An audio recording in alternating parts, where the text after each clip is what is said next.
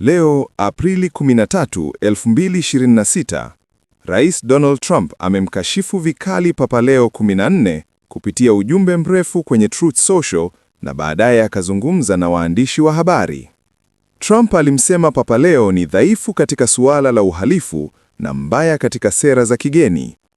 Alimlaumu kwa kukosoa vita vya Marekani dhidi ya Iran na kusema hapendi papa anayesema ni sawa Iran iwe na silaha za nyuklia au anayekosoa hatua za Marekani dhidi ya Venezuela. Alisema pia papa anapendelea radical left na anapaswa kujikita katika mambo ya kidini badala ya siasa. Katika ujumbe wake, Trump alisema hivi: Papa Leo ni dhaifu katika suala la uhalifu na ni mbaya sana katika sera za kimataifa. Anazungumzia hofu ya utawala wa Trump, lakini hataji hofu ambayo Kanisa Katoliki na mashirika mengine yote ya Kikristo yalipata wakati wa COVID, wakati walipokuwa wakikamatwa mapadri, wahudumu na wengine wote kwa kufanya ibada za kanisa, hata walipokuwa nje na wakiwa na umbali wa futi 10 na hata 20. Napenda ndugu yake Louis zaidi kuliko yeye, kwa sababu Louis ni MAGA kabisa. Yeye anaelewa na Leo haelewi. Sitaki papa ambaye anafikiria ni sawa kwa Iran kuwa na silaha ya nyuklia. Sitaki papa ambaye anafikiria ni mbaya kwamba Amerika ilishambulia Venezuela, nchi ambayo ilikuwa ikituma kiasi kikubwa cha dawa za kulevya ndani ya Marekani, na mbaya zaidi, ilikuwa ikitoa gerezani wauaji, wauza dawa na wauaji na kuwaingiza katika nchi yetu.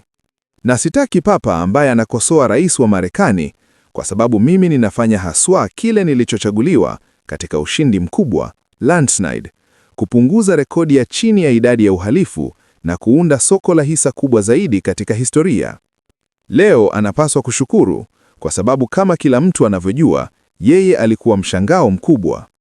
Hakuwepo kwenye orodha yoyote ya kuwa papa, na aliwekwa hapo tu na kanisa kwa sababu yeye ni Mmarekani, na walifikiri hiyo ndiyo njia bora ya kukabiliana na Rais Donald J. Trump. Kama mimi nisingekuwa ikaluni White House, Leo asingekuwa Vatican.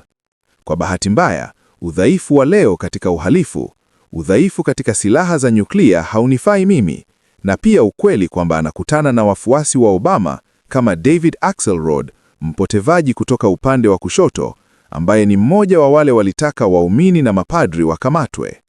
Papa anapaswa kujipanga kama papa, atumie akili ya kawaida, aache kuwapendelea wana kushoto wenye msimamo mkubwa, na ajikite kuwa papa mkubwa, si mwanasiasa. Hii inamuumiza sana yeye, na muhimu zaidi, inaumiza Kanisa Katoliki.